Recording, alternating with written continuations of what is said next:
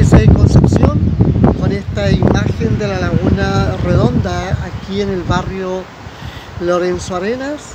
Un cordial saludo para ustedes y le damos la bienvenida a un nuevo capítulo de Conversando el Arte, programa que transmite Canal TV8 Señal 23, igualmente por su señal online, canaltv8.cl, y a través de las plataformas YouTube y fanpage de nuestro programa. Le invitamos cordialmente a que se mantenga nuestra sintonía para que así usted pueda disfrutar junto a su familia de todos aquellos contenidos que nuestros panelistas han preparado con especial interés para usted y que refiere a la cultura, al arte y el patrimonio. Estaremos viajando por la música, la poesía. Verónica Muñoz en el espacio de Cuento Cine nos invitará a viajar con la memoria y por supuesto la conversación. Y la conversación en esta oportunidad nos llega desde Berlín, Alemania, con la escritora Patricia Cerda. Y damos inicio entonces al programa de hoy con el espacio Te Cuento Cine. Espacio, como les decía, donde Verónica Muñoz, directora de la Cineteca de la Pontificia Universidad Católica de Valparaíso, nos invita a realizar un ejercicio con la memoria. A ver cuánto recordamos de aquellas frases típicas, clásicas, que podemos encontrar en el cine.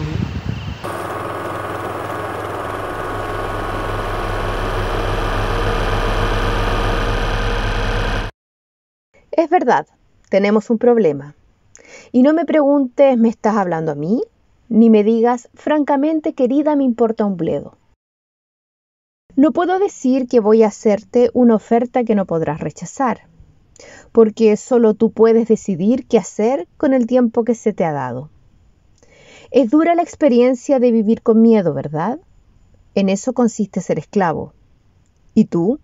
Tú te consideras un espíritu libre, un ser salvaje, y te asusta la idea de que alguien pueda meterte en una jaula. Pero de ti depende. O aprendemos a pelear como equipo, o perderemos como individuos. Son las decisiones las que nos hacen ser quienes somos, y siempre podemos optar por hacerlo debido. Hazlo o no lo hagas, pero no lo intentes. Porque cuando no se puede ver el futuro, todo lo que se puede hacer es hacer lo correcto. Yo prefiero ser una optimista loca antes que una pesimista sensata. No creas a los que dicen que solo somos tan buenos como el mundo nos lo permite y que cuando existan dificultades, todas las personas civilizadas se comerán entre sí. En medio de todo esto, ¿sientes que tu vida se ha convertido en algo que nunca pensaste? Bueno, es verdad. Tienes que engañarte a ti mismo un poco para mantenerte motivado. Y prepárate. Justo cuando crees que has encontrado tu camino, la vida te lanzará una nueva ruta.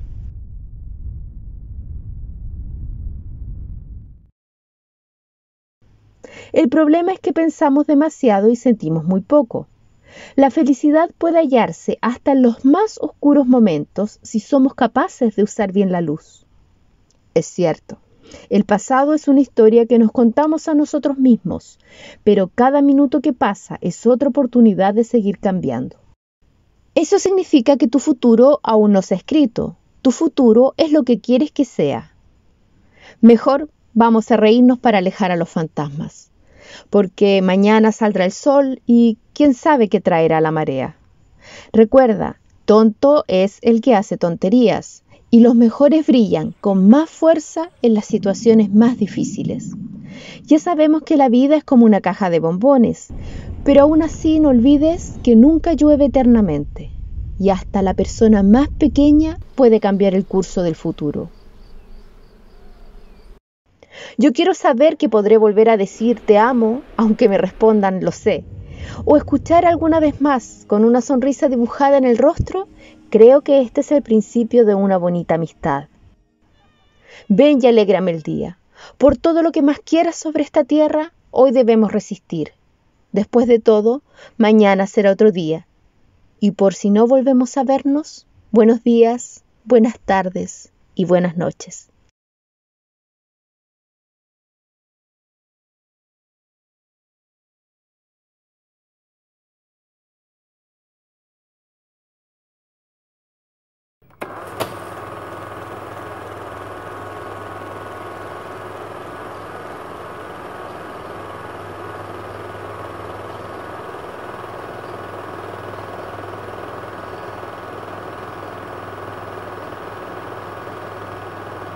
Y ahí teníamos 34 frases clásicas para los tiempos de actualidad. A continuación pasamos al espacio lectura recomendada de Edith Eger. En Auschwitz no había Prozac. Es lo que nos trae hoy Violeta Cáceres. Recordamos y agradecemos que este espacio está presentado por Librerías Antártica.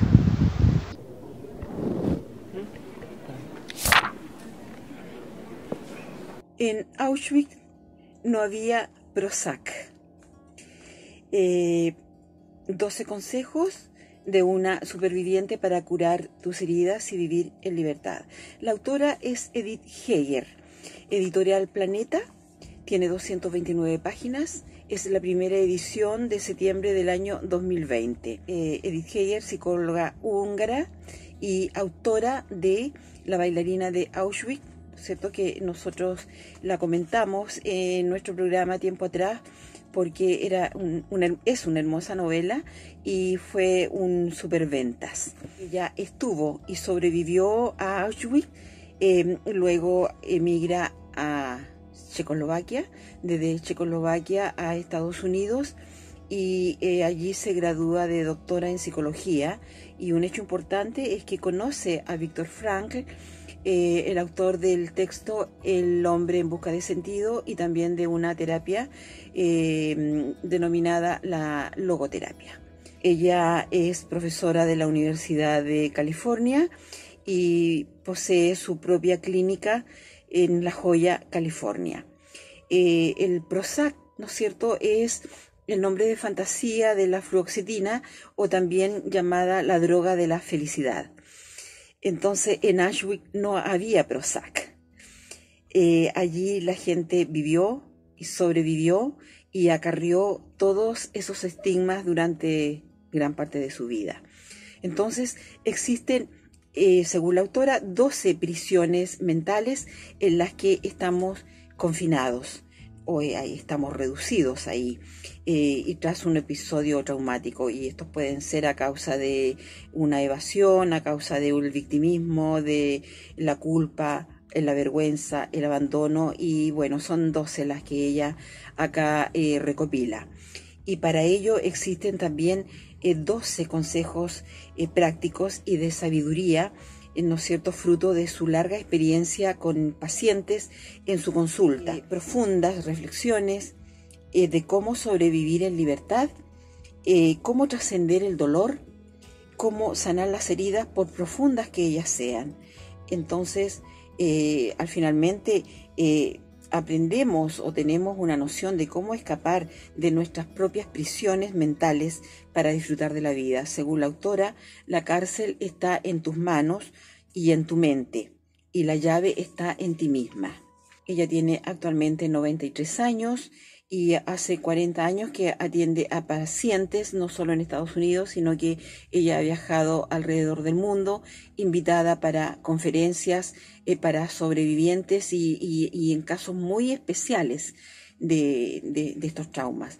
El inicio de la curación de ella empieza cuando alguien le hace leer este libro que mencioné. Desde ahí ha sido un largo y profundo camino hacia sanar sus propias heridas, aquellas que estuvieron aparentemente curadas. Sin embargo, subterráneamente aún estaba el recuerdo de esa joven que para sobrevivir tuvo que bailar para Joseph Mengele a cambio de un mendrugo de pan.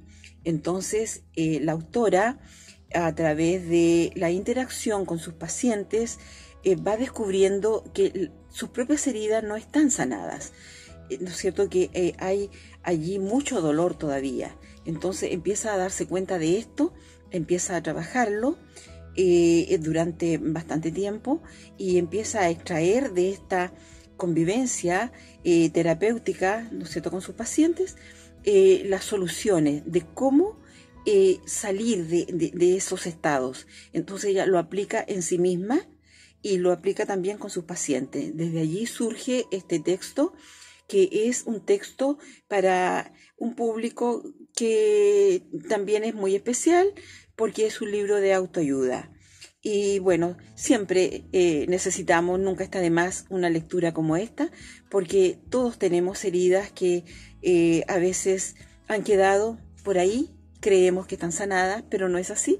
Entonces, con estos consejos que ella nos da y estas soluciones que propone en el texto, nosotros podemos tratar y salir de aquellos estados. Por lo tanto, lo recomiendo totalmente.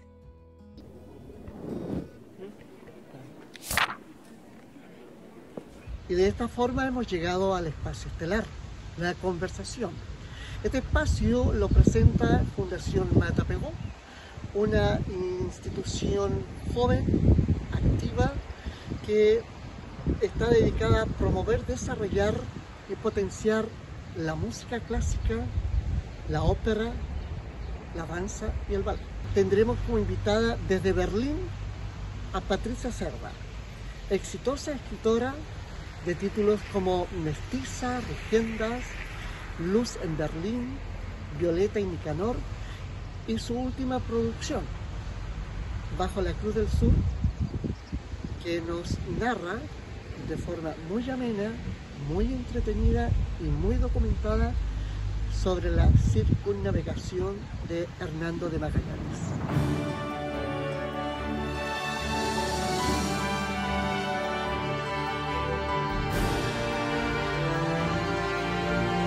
Y es así como hemos llegado a nuestro espacio estelar, la conversación. La conversación hoy día nos llega desde Alemania, con una invitada especial que ya ha estado con nosotros y está hoy por segunda vez en esta oportunidad de forma virtual, pero no menos valiosa, ¿verdad? Me refiero a Patricia Cerda. Patricia Cerda, nacida en Concepción y desde 1986 reside en Alemania, donde ella se doctoró en la Universidad Libre de Berlín. Y de ahí para adelante ya es conocida su historia, ¿verdad? Con sus éxitos, libros exitosísimos, novelas históricas como Mestiza, Rugienda, Violeta y Nicanor, Luz en Berlín, y su última producción, de lo cual vamos a hablar hoy día, que es Bajo la Cruz del Sur. Patricia, bienvenida, un gusto tenerte nuevamente en nuestras pantallas y qué rico poder conversar contigo. Bueno, el gusto es mío, muchas gracias por la invitación y por esta conexión Berlín-Concepción, que me gusta mucho. Gracias. Bueno, yo te voy a presentar. Violeta Cáceres es una de nuestras panelistas, la escritora Violeta Cáceres y el poeta Nicolás Barría, que también estará acompañándonos como panelista. Quiero iniciar la conversación, Patricia, con esta última producción que ya va en su tercera edición. Más allá de la mirada oficial, esa mirada europea, esa mirada, digamos, que tenemos como conocida, ¿cuál es el ingrediente? ¿Cómo ve esta chilena, americana, latinoamericana, mestiza, porque también se denomina mestiza según sus propias palabras? ¿Cómo ve ella esta historia sucedida ya en 1519? ¿Y qué nos entrega a través de esta escritura? Bueno, déjame contarte cómo nace la idea de escribir Bajo la Cruz del Sur, para responder a tu pregunta. Esto fue una invitación que me hizo el Instituto Goethe y la Universidad de Magallanes a una residencia artística a propósito de los 500 años del descubrimiento del estrecho. Y eso fue en abril del año pasado. Y yo fui a ver qué se me ocurría a Punta Arenas, ciudad que no conocía y que conocí recién, como te digo, el año pasado, y empecé a leer todo lo que se había escrito sobre ese viaje de Hernando de Magallanes y el paso, por supuesto, por el estrecho de Magallanes, y me di cuenta que todo tenía una perspectiva europeísta, eurocentrista, y que faltaba la visión que incluyera la perspectiva de los pueblos originarios, no solo de América, también de las Filipinas, que fueron descubiertas, ¿verdad?, en ese viaje, y también de los habitantes del Océano Índico. Entonces, mi investigación fue hacia eso, hacia lo no contado sobre ese viaje. Bueno, yo creo, bueno, ahí tú tienes este proceso. ¿Cómo fue ese proceso de investigación? Porque son 5 siglos para atrás, ¿no? No es ayer, no son 30 años ni 40 años, ¿verdad? Eh, ¿Cómo fue ese proceso investigativo? Porque, bueno, tú eres historiadora y eso tiene un tremendo respaldo al momento de ser una escritora, una historiadora que novela, ¿ya? ¿Cómo fue ese proceso investigativo? Después viene el proceso creativo y cómo se traspasa eso una vez ya codificado y digerido a la novela.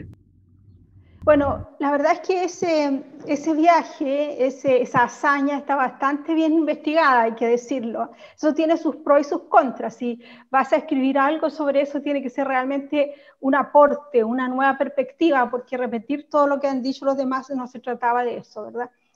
En cuanto a las fuentes, lo primero que leí fue, por supuesto, la crónica de Pigafetta, el cronista de la expedición, un aliado de Magallanes, un hombre humanista del Renacimiento, a quien Gabriel García Márquez, en su discurso del Nobel, ¿verdad?, le atribuye la creación, la invención del realismo mágico.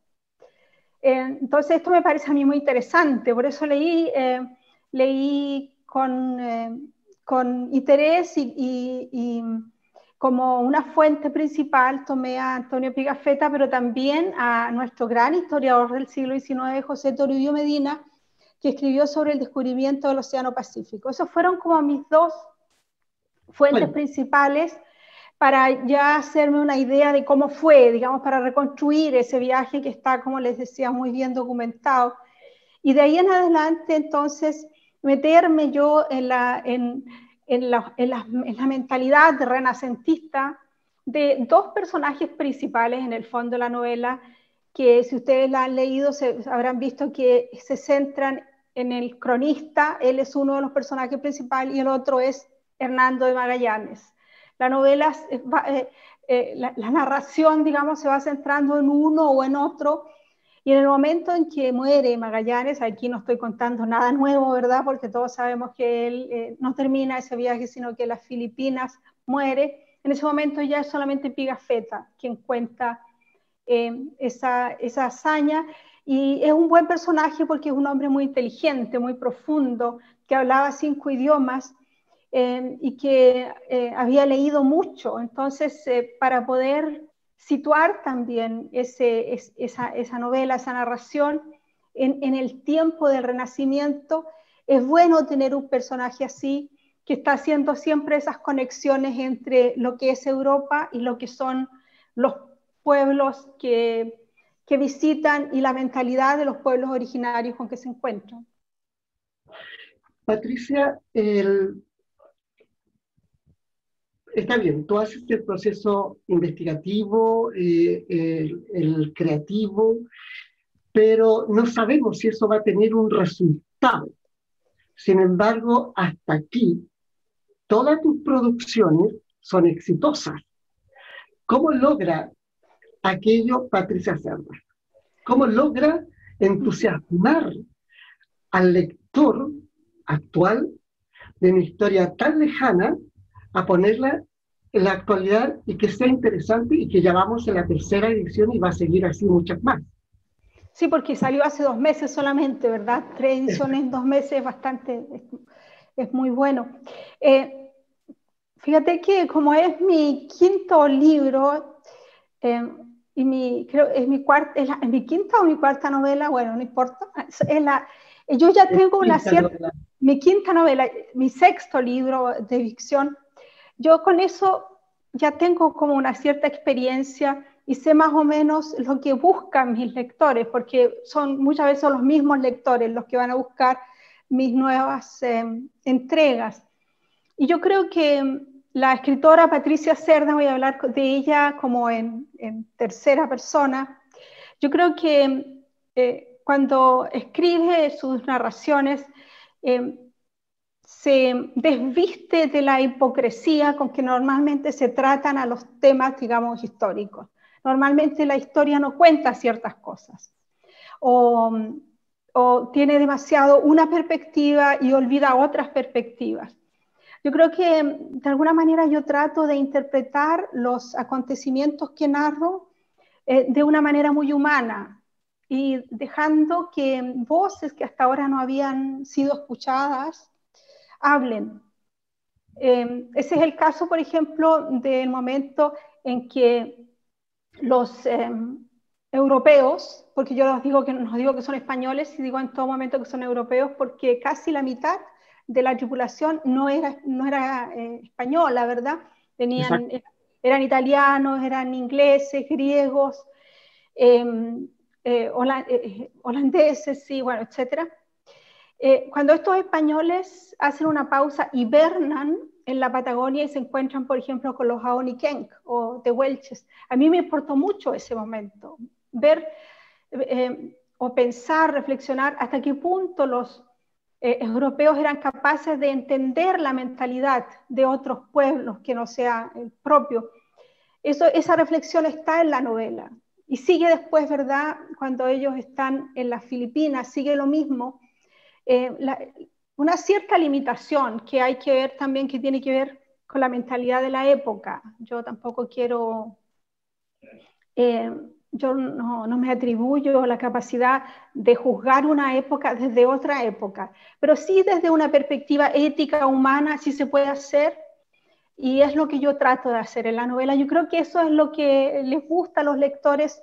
De alguna manera, literatura es interpretación, y creo que la interpretación que yo les he dado hasta ahora a mis textos, a mis temas, ha logrado una cierta conexión con los lectores y ha significado, y eso me gusta mucho, un enriquecimiento, una nueva perspectiva, un nuevo aporte a nuestra memoria cultural, que es tan finita, tan delgada, a la que le falta mucho todavía de madurar, ¿verdad?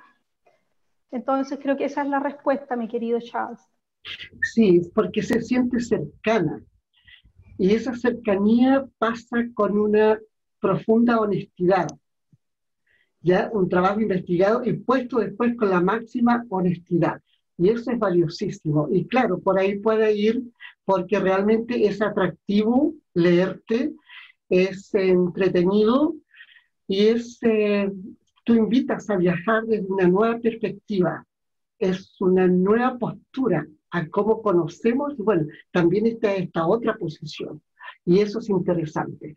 Patricia, el crítico de arte, psiquiatra, dramaturgo y escritor Marco Antonio de la Parra tiene la siguiente pregunta para ti. Patricia, en tu novela estás dedicado a temas históricos. ¿Habrá un momento en que quizás te decidas a abordar algo más contemporáneo, psicológico, personal? Oye, primero que nada, qué sorpresa encontrarme con Marco Antonio aquí, no me lo esperaba, linda sorpresa. No, yo lo quiero mucho a él, lo estimo mucho. Y bueno, la pregunta vale completamente, y yo también me la hago esa pregunta.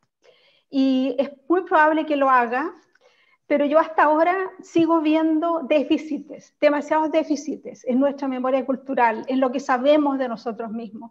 Entonces, hasta que yo no sienta que he abordado todos los temas que tengo que abordar, no voy a dedicarme al presente o a temas quizás de autoficción o a temas de actualidad, pero no descarto que alguna vez lo haga. Pero déjame decirte también que para mí la idea de que mis textos aporten a la producción de cultura, al conocimiento de nosotros mismos como cultura nación chilena, me parece demasiado atractiva como para dejarla de lado. ¿Eh? La idea de que, por ejemplo, de que las próximas generaciones van a leer Mestiza, van a leer Bajo la Cruz del Sur o Rugiendas y van a aprender de nosotros mismos, ese aporte que yo quiero dar es realmente un motivo muy fuerte. Y yo creo que en algún momento también los lectores van a querer saber quién es Patricia Cerda y leer quizás un texto más personal. Y eso tal vez se los deba, y como tengo tiempo, es muy probable que también en el futuro venga algo así. Mira, interesante lo que dice, porque hay mucho, claro, tú has elegido la novela histórica y hay mucho episodio en nuestra patria, en nuestro país que contar y que releer. Y ahí estás haciendo un tremendo aporte. Si bien no es una historia, digamos, científica acotada a los hechos, está ficcionado, pero es una novela que contiene mucho, mucho de verdad, y es tu postura, es tu visión. Y obviamente nuevas generaciones van a tener que leer esta historia también. Se van a tener que conectar con esta historia, de todas maneras. Además que son historias atractivas, historias que no me cabe la menor duda que más de alguna mestiza, para mí, debe ser llevada al cine, ¿no? Bueno, hay un intento, todavía existe el proyecto. El proyecto existe de llevar mestiza a una serie de televisión. Pero déjame decirte otra cosa, otra acotación sobre la novela histórica y el presente. Yo por mi parte siento que como escritora nunca pierdo de vista el presente. Para mí, en mis novelas, el presente se mira al espejo. Mestiza, por ejemplo, ustedes vieron que en el estallido social aparecieron las banderas mapuches, ¿verdad? Sí. O sea, para mí eso es una reivindicación no solamente de las peticiones del pueblo mapuche en la Araucanía, sino que también una reivindicación del mapuche que somos en el sentido de que somos mestizos, una reivindicación de nuestra cultura mestiza. Y eso, Mestiza sale en 2016, Mestiza se adelanta a eso. Yo te voy a decir que el 2015-2016 tú no veías ninguna bandera mapuche en Santiago de Chile. Entonces, yo sí siento que hay una conversación mía entre el pasado y el presente nunca nunca está fuera del horizonte, siempre está ahí mirándose al espejo en los textos míos. Y yo siempre he sostenido una cosa personal, que el oficio del escritor tiene algo del profeta. Siempre se adelantan, siempre hay algo que enuncian que con el tiempo se cumple. Siempre he hecho esa comparación. Violeta Cáceres, nuestra panelista, tiene un par de preguntas para ti. Como historiadora, el ver esta época, el recrearla, el investigar la época del Renacimiento, con todo lo que eso significó, ¿no es cierto?, con esta apertura al mundo, estos viajes, estas expediciones de científicos, no solamente de navegantes, de Darwin, por ejemplo, tantos otros que hubo. Entonces, esa época explosiva del Renacimiento, como historiadora, ¿podría compararse con la época actual, donde el Internet, la virtualidad, esto también está como abriendo una serie de otras posibilidades que no sabemos? De la misma forma que en el Renacimiento, la imprenta y todo lo que eso significó abrió tantas posibilidades que todavía nos admiramos. Entonces, esta época, mirándola como historiadora, podría ser algo semejante, bueno, no igual, porque el tiempo es una línea que avanza, pero ¿podría compararse de alguna forma en algunos tópicos? Sí, yo pienso que sí, Violeta. Y es una reflexión también en la novela. Por supuesto que en el Renacimiento se abre el horizonte, como dices tú, y empieza un avance tecnológico del europeo, de Europa occidental, que la llevó a conquistar casi todo el planeta, ¿verdad? Se empieza la globalización y los agentes de la globalización eran los navegantes, ¿verdad? Que salían ahí en sus barcos y que llegaban a América, a las Filipinas, a Asia, a la India, ¿verdad? En busca de los productos, porque todo esto tenía como motor el comercio. Por otro lado, tú mencionas la imprenta. La invención de la imprenta ha sido comparada, o sea, la revolución que significó eso, ha sido comparada con la invención del Internet. Y también se ha pensado que ahora nosotros, a principios digamos que en la era del Internet, más que decir a principios del siglo XXI, digamos en la era del Internet, se ha abierto algo que no sabemos hacia dónde nos va a llevar. O sea, se habla, ¿verdad?, de la tercera revolución industrial, ¿ya? Pero ya estamos hablando de, claro, de preguntas, de preguntas sobre el futuro de la humanidad, casi, que en el Renacimiento no se planteaban, ¿no? En el Renacimiento eran otros los temas, pero ahora sí se plantean esas preguntas y están también, como decía Charles, que los escritores son esos personajes intuitivos que se adelantan, ¿verdad? Nunca se había escrito, fíjate, tanta distopía en la literatura. Muchas novelas distópicas, algunas muy interesantes, que siguen la línea, o sea, los pasos, digamos así, de Orwell y de Huxley, y que también buscan como vislumbrar hacia dónde nos va a llevar todo esto. Y lo más interesante de todo es que por muy distópica que sea una novela, ahora sabemos que todo es posible. Eso no lo sabía el hombre renacentista, no lo sabía, ¿verdad? Seguía en su mundo cerrado, en su cosmovisión cristiana, pero sí quería darle más importancia o sea, quería explorar las capacidades del hombre. Ahora nosotros al principio del siglo XXI sabemos cuáles son las capacidades del hombre y sabemos que la utopía de Nietzsche del superhombre ya no es una utopía, sino que en cualquier momento es realizable y que ese superhombre, no sabemos si ese superhombre se va a destruir a sí mismo. O sea, hay muchas posibilidades que las explora la literatura, porque yo pienso que la literatura es la mejor forma de explorar eso. O sea, que la imaginación de los escritores, de esas personas con talento que pueden pensar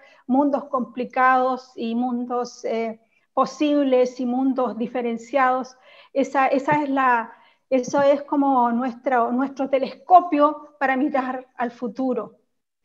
Claro, estamos en una nueva era, sin duda, Violeta, pero lo que no sabemos es hacia dónde nos va a llevar. Nosotros sabemos hacia dónde nos llevó este cambio de tiempo que significó el Renacimiento, nos llevó hacia donde estamos ahora, ¿verdad? Ahora, ¿qué va a pasar en 500 años más? Eso es un tremendo signo de interrogación. Yo, sin ser pesimista, quiero citar a uno de los escritores que yo más leo, o sea, los filósofos, que es el alemán Peter Sloterdijk, y él en sus notas duda de que la humanidad pase del siglo XXI. Así para dejarlo planteado y abierto. Mira, bueno, los escritores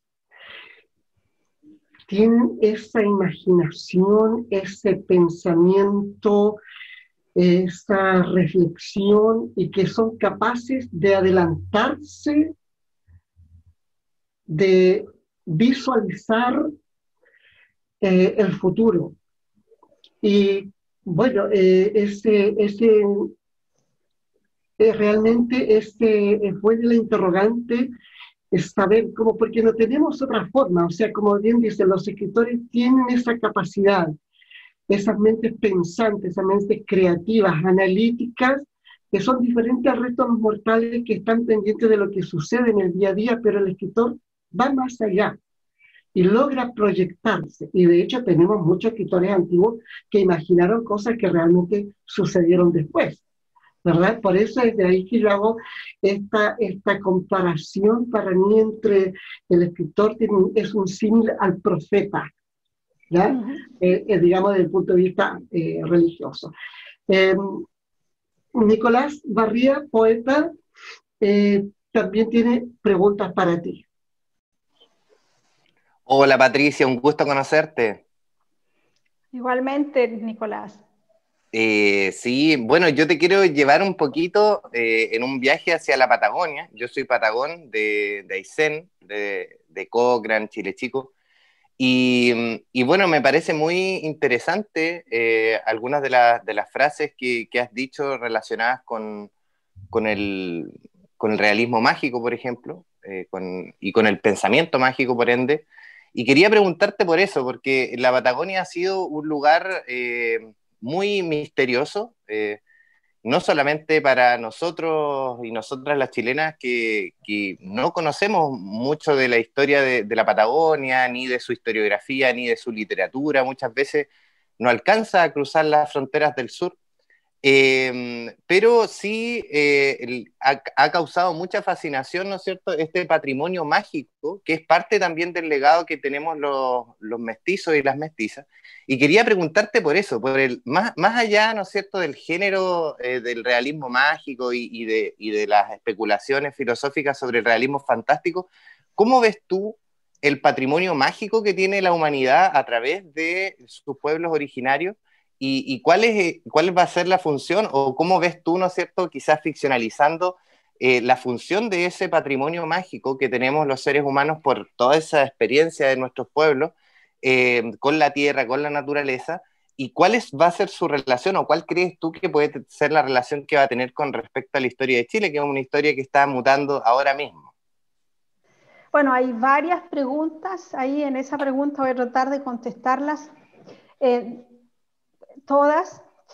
Primero que nada, me evoca el viaje que yo hice, porque una de las, digamos que una de las maravillas de esa residencia artística en Punta Arenas fue una invitación a ir por mar a Puerto Williams. Eso significa ir por el Estrecho de Magallanes, después doblar por el canal del Beagle, ¿verdad? Eso fueron 36 horas en barco. Y yo ahí, tú pronunciaste la palabra mágica, a mí se me vino inmediatamente ese viaje a la mente, porque ese viaje fue mágico para mí. De hecho, yo ahí mismo, a mí se me ocurrió en ese momento, supe que yo iba a escribir la historia del paso de Magallanes por ahí, porque pensé cómo era para los europeos pasar por estas aguas planetarias, por este lugar, bueno, solos, solos en la naturaleza, viendo a veces fogatas en Tierra del Fuego, ¿verdad? En esa isla que ellos no sabían la forma que tenían, no sabían qué era, pero veían tierra y veían unas fogatas, y es la razón por qué las llamaron Tierra del Fuego, ¿verdad? Y sintiendo por el solo hecho de que hubiera ahí vida humana, sintiéndose acompañados, porque esas eran unas tremendas soledades, pero eran soledades mágicas, en un espacio, en un paisaje hermosísimo. Y en un paisaje que parece decirle al ser humano, tú no eres nada, intégrate a mí, yo te voy a guiar y yo te voy a enseñar quién eres.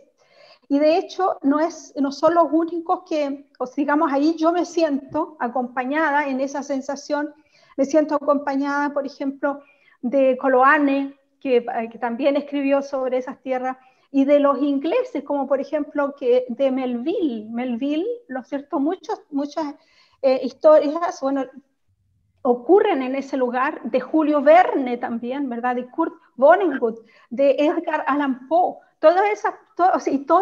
todos creadores de literatura mágica, de literatura fantástica, y de literatura en que el ser humano explora otros mundos, se relaciona con otros mundos y vuela en su imaginación.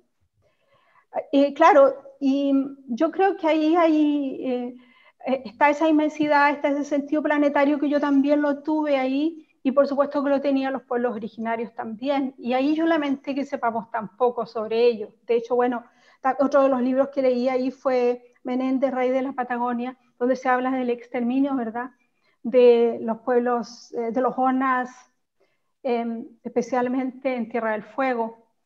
Y claro, nosotros todavía podemos aprender y vamos a tener que aprender de ellos, pienso yo, porque en el siglo XXI no nos va a quedar otra alternativa. O sea, la alternativa de incluir otras visiones no tecnificadas, visiones o cosmovisiones ancestrales que sobrevivieron durante muchas generaciones en concordancia con la naturaleza. Esas cosmovisiones vamos a tener que incluirlas porque va a ser parte de la estrategia de sobrevivencia del género humano, así de simple. Yo creo que eso va a ser también, eso lo estamos viendo, está llegando, lo tenemos muy claro. Ahora, una persona que niegue, o sea, un blanco que se ve ahora, digamos así, que vaya con su arrogancia etnocéntrica caminando por el mundo, nos parece casi un ignorante, un analfabeto, ¿verdad? Eso ha llegado a ser el sumum de la vulgaridad, digámoslo así. Una persona culta está abierta a otras cosmovisiones y está interesada en esas cosmovisiones porque sabe que esas cosmovisiones le van a ayudar a la Tierra, o no a la Tierra, sino que al Homo sapiens, al género humano. La Tierra va a seguir sin nosotros, pero nos va a ayudar a nosotros quizás a volver a entendernos en nuestro entorno natural. Sí. Mire qué interesante eso, porque, bueno, lo que estamos pasando hoy día en la humanidad, esta situación, nos ha llevado a una reflexión profunda. Y eso también ha significado en que cada uno ha tenido que ceder, entregar y compartir con el que está al lado, y ya no existe, así lo veo yo, lo más cercano, las brechas se están acortando, uno está poniéndose en el lugar del otro. Muchas veces tú sostenías conversaciones en que las conversaciones no llegaban a ninguna parte porque se trataba de imponer puntos de vista, cuando la conversación es compartir y llegar a una ¿cómo se llama? A una conclusión, y es saber escuchar. Y en este momento, como estamos obligados, yo creo que este encierro ha sido tremendamente positivo para mucha gente y nos va a llevar a un cambio tremendo, porque de aquí vamos a salir reciclados, absolutamente. Yo puedo pensar distinto a ti, pero por eso yo no te voy a cerrar la puerta si no haces lo que yo digo. No, estamos todos habitamos y cohabitamos en este planeta y somos parte de este planeta. Entonces yo creo que este tiempo es un tiempo de reflexión para la especie humana, porque los animales no tienen ni un problema, ¿ya? Ellos nos están enseñando. Entonces es tremendamente, lo que dice es tremendamente importante. Patricia, ¿qué se viene? Porque definitivamente tú, y así lo confirmaste, todavía tienes mucho que explorar en la historia. Y tu línea de trabajo es la novela histórica. ¿Con qué nos vas a sorprender? ¿Se puede saber? ¿Hay algo en preparación? Sí, claro, yo siempre estoy escribiendo. Si no escribo, te cuento que cuando no estoy escribiendo, muchas veces estoy como ansiosa, estoy, no sé, a ver cómo decía, incluso hasta puedo estar triste. Y después me doy cuenta que es porque no estoy escribiendo. Porque cuando me meto de nuevo en un texto, ya vuelve la tranquilidad, vuelve la normalidad o algo así. Tu estado natural. Tu estado natural. Sí, o sea, vuelvo a ser yo. Sí. Y ahora sí, ahora estoy escribiendo una novela y es lo único que voy a decir porque me faltaba. Yo la verdad es que más que escribir una serie de novelas, lo que yo estoy creando es una obra. Eso es lo que así lo veo yo. Una obra que quiero que de alguna manera la lea mucha gente y que influya a lo mejor, o que por lo menos se vea como, que aporte a la producción de una cultura chilena, una cultura positiva, igualitaria, no sé, una cultura democrática, una cultura que nos ayude a crear una identidad que nos guste, donde no nos tengamos que sentir avergonzados de nada, donde aceptemos todos nuestros yo, una cultura sin hipocresía. Bueno, y ahora estoy entonces escribiendo sobre el siglo XVIII, porque faltaba. Porque piensen, ¿no? Hasta el 15, perdón, no el 15, el 16 con el Renacimiento, el 17 con Mestiza, el 19 con Rugiendas, el siglo XX tengo 2 novelas, pero sobre todo Violeta y Nicanores, que es nuestro siglo XX, ellos hicieron nuestro siglo XX. Y entonces faltaba el siglo XVIII. Y siempre, cuando se trata de Chile, de escribir sobre Chile e inventar ficciones, yo siempre tengo personajes femeninos. Y eso es lo único que puedo decir. Hay unos personajes femeninos que están creciendo, que ya se salieron de mi mente, ya están en el texto, que están tomando forma, profundidad, y que donde está surgiendo la novela que va a salir el próximo año en la editorial Planeta. Sí. Hay algunas mujeres protagónicas por allí, ¿verdad? En este siglo que van a salir a relucir y van a salir a bailar por ahí. Sí, así es, así es. Qué interesante. Mira, Nicolás tiene pregunta para Patricia. Sí, hoy qué interesante. Estoy muy motivado con esta conversación. Creo que me siento de partida, Patricia, muy identificado con las palabras que has dicho. Y quería preguntarte, ya que ingresaste, ¿no es cierto?, a las dimensiones Melville, ¿no es cierto?, de Edgar Allan Poe con Gordon Pym, ¿no es cierto?, con Arthur Gordon Pym. ¿Cómo esa relación, ¿no es cierto?, que yo la homologo, la relación mágica que tenemos los seres humanos con nuestros sueños? Creo yo que la dimensión onírica en este mundo que heredamos, ¿no es cierto?, como mestizos, racional, occidental, extremadamente descriptivo y también poco dado al descubrimiento de la fe, nos deja muy de lado la formación y la educación respecto de los sueños, que son una parte de nuestra vida muy importante. Temporalmente es importante porque es también un viaje interior de muchas funciones, ¿no es cierto? Hay distintas formas del sueño, tipos de sueño. ¿Cómo vives tú tu experiencia con los sueños? Esa es una pregunta ya que me llama mucho la atención, sobre todo porque tú estás interesada con este mundo mágico. ¿Cómo es la dimensión de Patricia Cerda en su espectro onironauta? Mira, bueno, yo tomo muy en serio los sueños.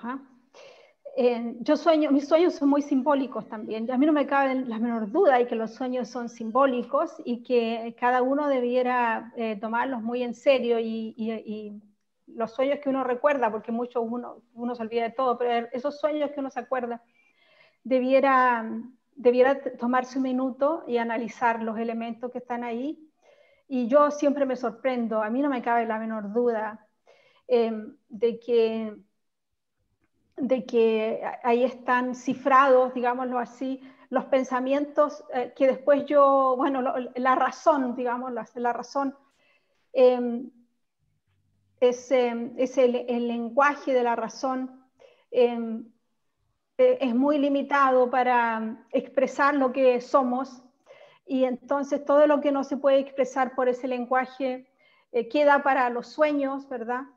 En que a partir de todos los elementos posibles y todas las conexiones posibles que no son, no son posibles en la realidad, aparecen ahí. Yo soy una lectora de Arthur Schopenhauer, que ha trabajado este tema, porque Freud no es discípulo, pero es un plagiador un poco de Schopenhauer. Eso se dice, ¿verdad? No estoy diciendo nada nuevo. El que inventa el inconsciente es Schopenhauer, y a él lo llama la voluntad metafísica, ¿verdad? Que está conectada con la libido, todo eso está en Schopenhauer. Y él dice que todos somos Shakespeare cuando soñamos. Y la verdad es que pensemos, o sea, las cosas que se nos ocurren, que nosotros decimos, ay, pero qué cosas más locas, qué increíbles, pero esas son las mismas cosas locas, increíbles que se le ocurrían a Shakespeare o que se le han ocurrido a los grandes escritores, ¿verdad? Yo pienso que todos los grandes escritores toman muy en serio sus sueños, y para qué decir los poetas, ¿verdad?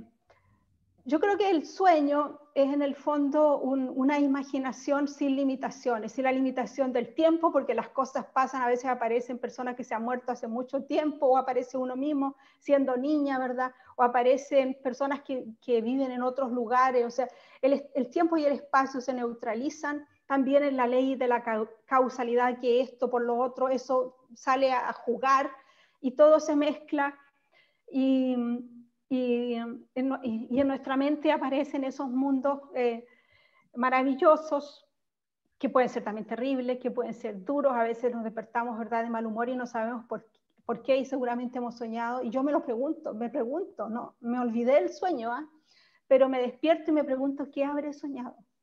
Incluso me invento un sueño horrible y digo, ya, eso soñé, pero eso no es cierto, ahora estoy en la realidad y voy a tratar de construir esta realidad lo más bonita posible, voy a llamar a una amiga, me voy a ir a tomar un café y voy a componer eso, digámoslo así.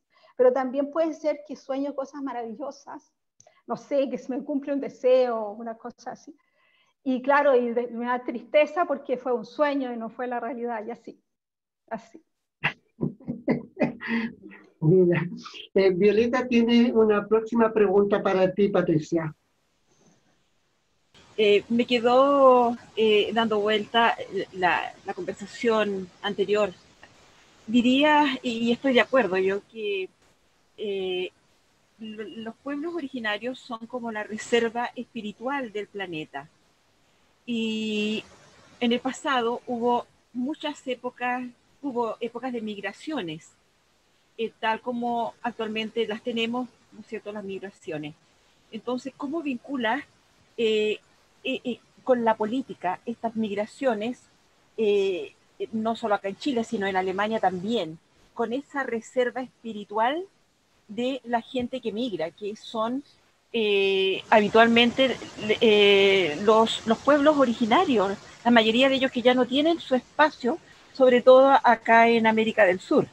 Bueno, yo misma soy una persona que migró. Yo soy una chilena que hace 36 años se coló en esta modernidad, porque Berlín, les cuento que es el centro de la modernidad, ¿no? Ya cuando yo llegué a Berlín amurallado, era una ciudad de vanguardia increíble. Aquí estaban todas las tendencias. Yo me acuerdo cuando lo que significaba ir al cine, al teatro, y viniendo del Chile de Pinochet, tú te puedes imaginar la diferencia. Sinceramente, mi actitud como mujer migrante latinoamericana fue absorber todo lo posible. Más que tratar yo de dar lo mío, fue tratar de aprender, porque yo me sentía como una analfabeta. Pero llegó un momento en que yo sí empecé a sentir las limitaciones y me di cuenta que todas las culturas, por muy maduras que sean, porque yo creo que la diferencia entre culturas o países no es entre países desarrollados o subdesarrollados, sino que la diferencia entre culturas, si hay culturas maduras y culturas inmaduras. Y por supuesto que nosotros en un gobierno autoritario como fue la dictadura de Pinochet tuvimos una regresión. Éramos inmaduros, teníamos miedo, y esa fue la chilena que llegó aquí. Llegó habiendo leído muy poco, habiendo estudiado en una universidad que estaba ocupada, digámoslo así, estaba intervenida. Entonces llegar aquí, yo me sentía como que estuviera, o sea, que había llegado a la universidad de la vida, o sea, a aprender todo me parecía. Pero como te digo, en algún momento yo entendí que también podía aportar algo, o sea, que sí, mi cultura sí tenía raíces profundas, que, por ejemplo, en la colectividad, el sentido de, o sea, a ver cómo decirla, la tendencia a la cooperación, que que estaba por lo menos mucho más desarrollada en Chile, que no se había muerto del todo y que nunca se murió del todo. Siempre en los países latinoamericanos siempre queda más colectivismo, más sentido de familia, menos individualismo. El individualismo en algunos países nos choca incluso. Y entonces yo sentí que es bueno que exista una conversación entre el colectivismo y el individualismo. Es bueno que exista un poco de individualismo, pero no demasiado. Y es bueno que exista un poco de colectivismo, pero no tanto que, digámoslo así, mate o no deje que se desarrollen las creatividades individuales. O sea, eso, yo pienso que esa sería mi respuesta, que es importante que haya una conversación entre las culturas, porque las culturas son al final cosmovisiones, son respuestas a las grandes preguntas del ser, si tú quieres. Y esto conecta con lo que decía Charles, que estábamos hablando, que en la conectividad yo creo que nosotros, los seres humanos, tendríamos que decretar, digámoslo así, dejar bien en claro, con una carta firmada, la situación de dependencia universal que tenemos. Así como antes se hablaba de la independencia, ¿verdad?, de las diferentes naciones que por fin se independizaron, entre ellos nuestro país, y es muy bueno que haya pasado. Pero ahora llegamos al momento, al principio del siglo XXI, que nosotros debemos reconocer deberíamos hacer una declaración de dependencia universal. Y eso los incluye a todos, incluye a la gente de Islandia, a los pueblos originarios de América Latina, a la gente de Filipinas, o sea, toda la gente con que se encontró Magallanes en su circunnavegación, digámoslo así. Es verdad, una interdependencia. Sí. Una interdependencia, ¿verdad?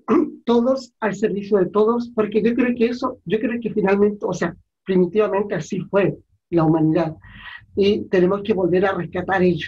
Se viajó por un periodo negro oscuro en que vino este individualismo, y que solamente es bueno, pero ha hecho más daño que beneficio. El colectivismo puro tampoco es bueno. Hay que llegar a un justo equilibrio, y ese equilibrio tiene que pasar hoy día por no una dependencia, sino una interdependencia. Uh-huh. El ser humano en una interdependencia.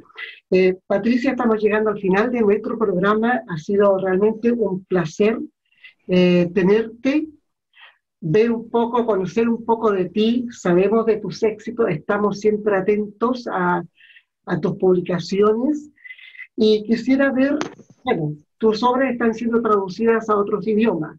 Hay interés en el cine porque las temáticas son perfectamente llevables al celuloide, absolutamente, ¿ya? ¿Qué esperas tú en estos momentos, tras 5 novelas escritas ya con un éxito bastante grande?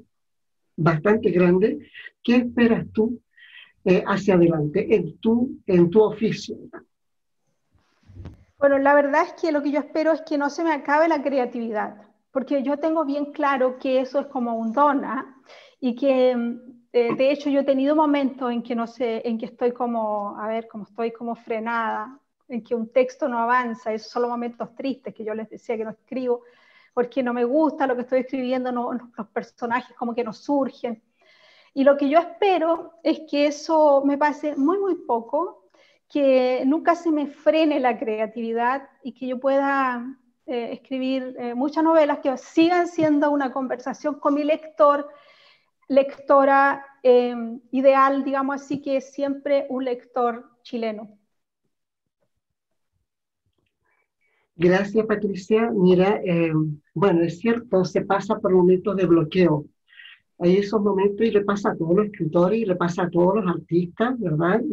Y en estos tiempos hay muchos que han sufrido bloqueo.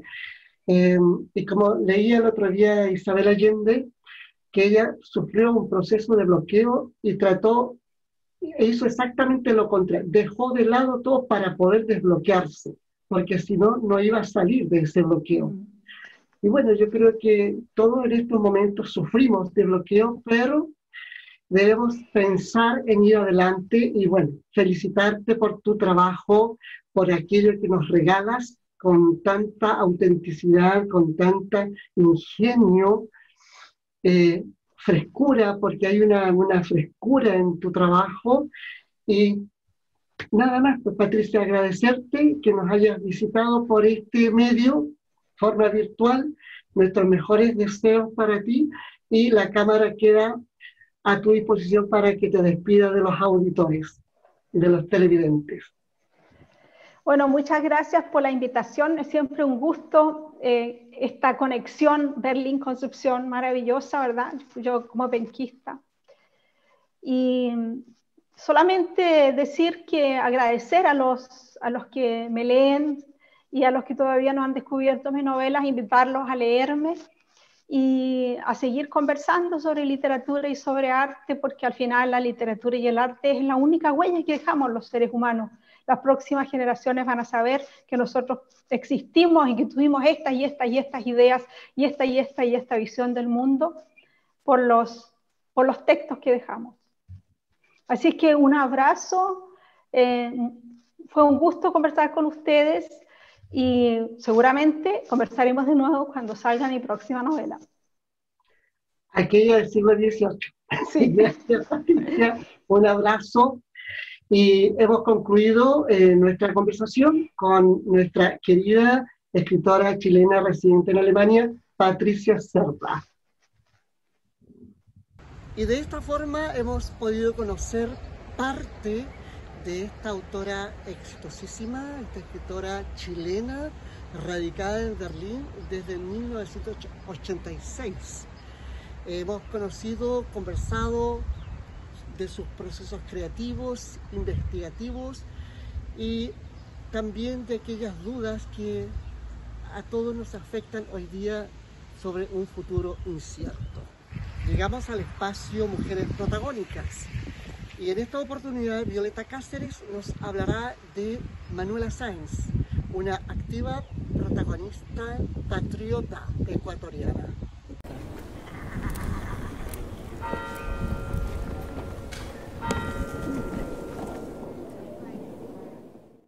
Doña Manuela Sáenz de Vergara y Aispuru.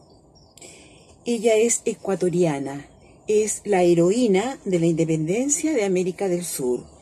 Entonces, nace el 27 de diciembre de 1797 en Quito, Ecuador, y fallece el 23 de noviembre de 1856 en Paita, Perú, y ella fallece de difteria.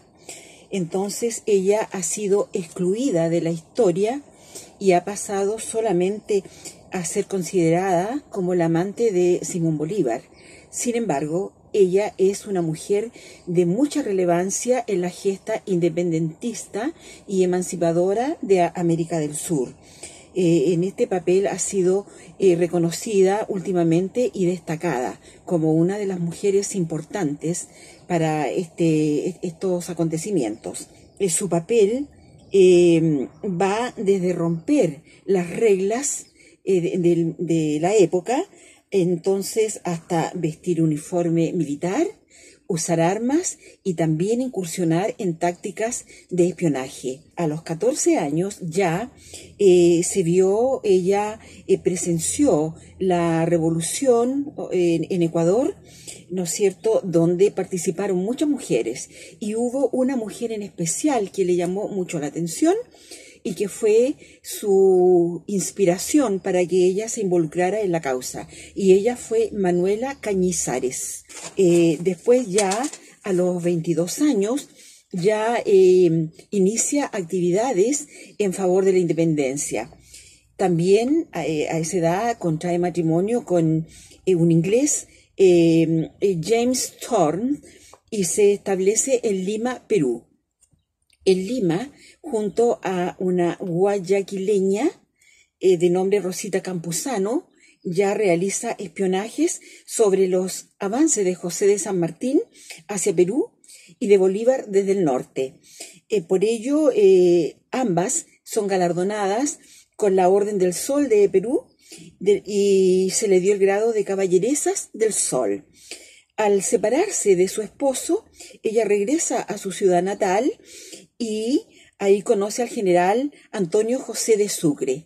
Es un general venezolano y participa con él en las batallas de Pichincha en Quito, y con esa batalla se sella la libertad de Ecuador. Y regresa a Perú y participa también en la batalla de Ayacucho junto a Sucre. Durante su relación con Bolívar se establece en Bogotá y allí da la casualidad que ella se entera de un plan para una conspiración en contra de Simón Bolívar y ella alcanza a avisarle y por lo tanto él se salva. Y entonces esto le merece el título de libertadora del libertador. Después, tras la muerte de Bolívar, que fue el 17 de diciembre de 1830, ella continúa trabajando por la causa independentista. Y en 1834 ya es expulsada del país de Colombia, tampoco la reciben en Ecuador, solamente la recibe Perú y la confina a un pequeño puerto llamado el puerto de Patia.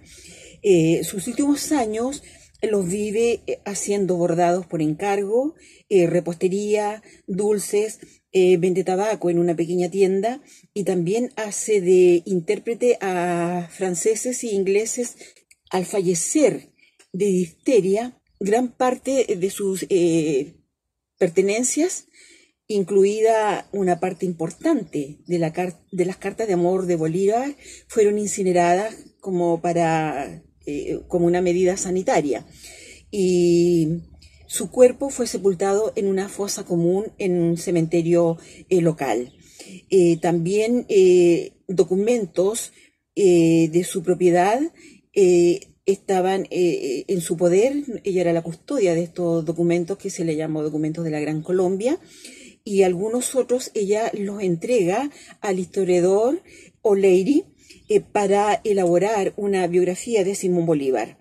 Entonces, de quien ella dijo, comillas, vivo adoré a Bolívar, muerto lo venero, cierro comillas. Esta es una escueta reseña de la vida de esta importante mujer ecuatoriana y obviamente es una vida muy intensa y apasionante.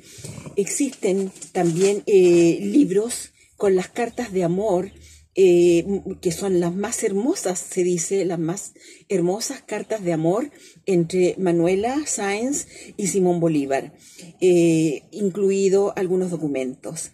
Entonces, esta mujer es importante de rescatarla del olvido como una de las gestoras de la independencia de América del Sur.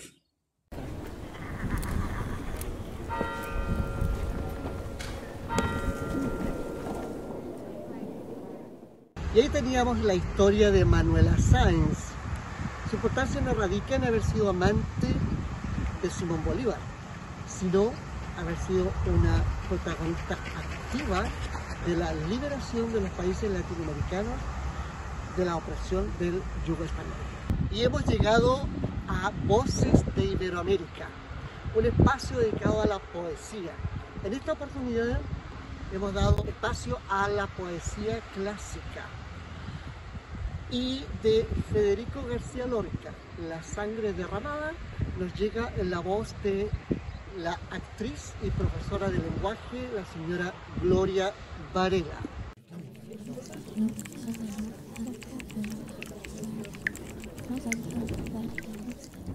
La sangre derramada, de Federico García Lorca. Que no quiero verla. Dirá la luna que venga, que no quiero ver la sangre de Ignacio sobre la arena, que no quiero verla. La luna de par en par, caballo de nubes quietas, y la plaza gris del sueño con sauces de las barreras. Que no quiero verla, que mi recuerdo se quema, avisada a los jazmines con su blancura pequeña. Que no quiero verla. La vaca del viejo mundo pasaba su triste lengua sobre un hocico de sangres derramadas en la arena, y los toros deguisando casi muerte y casi piedra mugieron como 2 siglos hartos de pisar la tierra. No, no, que no quiero verla. Por las gradas sube Ignacio con toda su muerte a cuestas. Buscaba el amanecer y el amanecer no era. Busca su perfil seguro y el sueño lo desorienta. Buscaba su hermoso cuerpo y encontró su sangre abierta. No me digas que la vea. No quiero sentir el chorro cada vez con menos fuerza. ese chorro que ilumina a los tendidos y se vuelca sobre la pana y el cuero de muchedumbre sedienta. Que me grita que me asome. No me digáis que la veo. No se cerraron sus ojos cuando vio los cuernos cerca, pero las madres terribles se levantaron la cabeza y a través de las ganaderías hubo un aire de voces secretas que gritaban a toros celestes, mayorales de pálida niebla. No hubo príncipe en Sevilla que compararse le pueda, ni espada como su espada, ni corazón tan de veras. Como un río de leones su maravillosa fuerza, y como un torso de mármol se dibujaba Prudencia. Aire de Roma andaluza le doraba la cabeza, donde su risa era un nardo de sal y de inteligencia. Qué gran torero en la plaza, qué gran serrano en la sierra, qué blando con las espigas, qué duro con las espuelas, qué tierno con el rocío, qué deslumbrante en la feria, qué tremendo con las últimas banderillas de tiniebla. Pero ya duerme sin fin. Ya los musgos y la hierba abren con dedos seguros la flor de su calavera. Y su sangre ya viene cantando, cantando por marismas y praderas, resbalando por cuernos ateridos, vacilando sin alma por la niebla, tropezando con miles de pezuñas, como una larga, oscura, triste lengua, para formar un charco de agonía, junto al Guadalquivir de las estrellas, oh blanco muro de España, oh negro toro de pena, oh sangre dura de Ignacio, oh ruiseñor de sus venas. No, que no quiero verla, que no hay cáliz que la contenga, que no hay golondrinas que se la beban, no hay escarcha de luz que la enfríe, no hay canto ni diluvio de azucenas, no hay cristal que la cubra de plata. No, yo no quiero verla.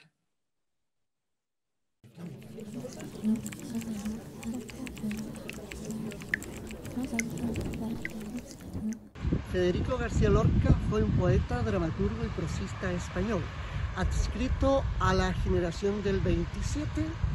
Es el poeta con mayor trascendencia y popularidad durante el siglo XX. Y llegamos al final del capítulo de hoy. Y como usted sabe, acostumbramos a despedirnos con música. El pianista René de la Fuente en esta oportunidad nos regala el tema The Sound of Music. Les agradezco su preferencia y les invito a encontrarnos el próximo jueves, Dios mediante, a esta misma hora, con un nuevo capítulo de Conversando Relato.